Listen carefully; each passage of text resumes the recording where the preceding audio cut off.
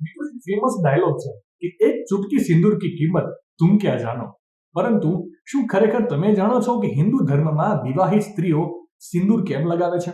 વાસ્તવમાં આ પાછળ ધાર્મિક અને વૈજ્ઞાનિક કારણો રહેલા છે। શાસ્ત્રો અનુસાર પ્રાચીન કાળથી ચાલી આવતી આ પરંપરા મુજબ એક એવી માન્યતા છે કે જે વિવાહિત સ્ત્રી માથામાં સિંદૂર ભરે છે તેના પતિનું આયુષ્ય લાંબુ રહે છે અને સ્વાસ્થ્ય સારું રહે છે। પૌરાણિક કથાઓમાં એવો ઉલ્લેખ છે કે દેવી પાર્વતી સિંદૂર લગાવતી સ્ત્રીઓનું રક્ષણ કરે છે અને તેમના પતિઓને નકારાત્મક શક્તિઓથી રક્ષણ આપે છે।